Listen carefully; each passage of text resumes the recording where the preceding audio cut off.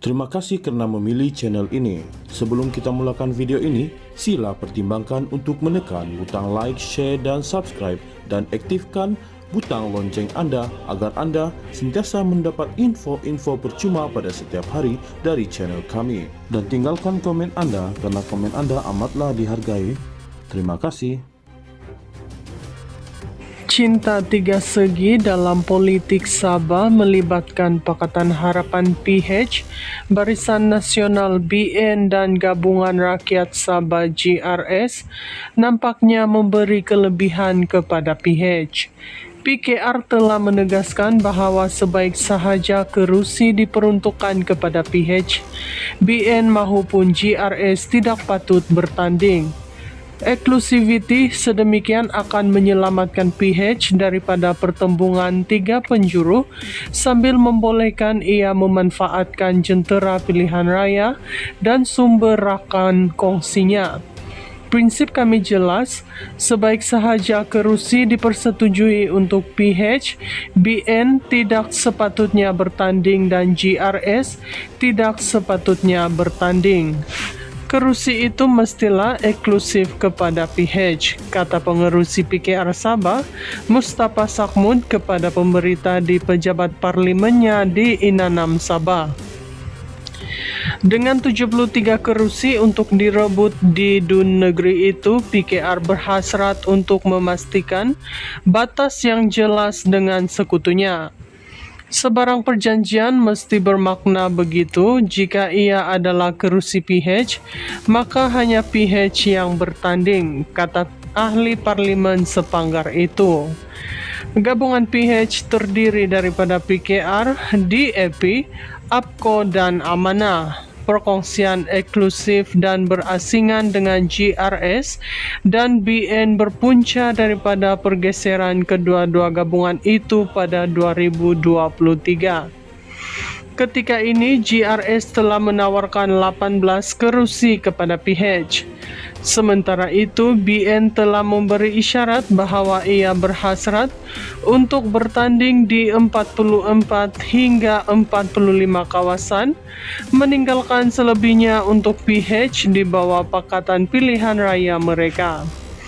PH sendiri berhasrat bertanding di 23 kerusi dengan PKR mahu sekurang-kurangnya 13 kerusi daripada jumlah itu. Dengan GRS mereka mencadangkan 18 kerusi. Kami kata itu tidak mencukupi. Kami pada mulanya meminta 23. Dalam PKR sendiri kami mahu sekurang-kurangnya 13 kerusi. Jelas Mustafa.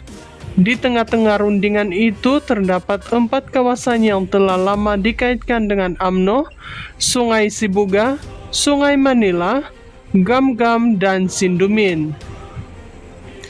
Kerusi-kerusi ini telah muncul sebagai tumpuan dalam perbincangan kerusi antara BN dan PH. Terdapat spekulasi di kalangan orang tempatan mencadangkan Sungai Sibuga dan Sindumin boleh ditandingi oleh saudara terdekat yang di Pertuan Negeri, manakala Gum-Gum dan Sungai Manila mungkin melihat pemimpin UMNO atau GRS bertanding di bawah panji PKR sebagai sebahagian daripada perjanjian itu. Buat masa ini, Mustafa mengesahkan bahawa Gum-Gum telah diselesaikan dengan BN, manakala Sindumin masih tidak dapat diselesaikan. Dia enggan mengulas mengenai Sungai Sibuga dan Sungai Manila, atau spekulasi melibatkan saudara yang di Pertuan Negeri atau sama ada ia akan ditandingi oleh PKR. Cinta tiga segi dalam politik Sabah melibatkan Pakatan Harapan PH, Barisan Nasional BN dan Gabungan Rakyat Sabah GRS nampaknya memberi kelebihan kepada PH. PKR telah menegaskan bahawa sebaik sahaja kerusi diperuntukkan kepada PH, BN maupun GRS tidak patut bertanding. Eksklusiviti sedemikian akan menyelamatkan PH daripada pertembungan tiga penjuru sambil membolehkan ia memanfaatkan jentera pilihan raya dan sumber rakan kongsinya. Prinsip kami jelas, sebaik sahaja kerusi dipersetujui untuk PH, BN tidak sepatutnya bertanding dan GRS tidak sepatutnya bertanding.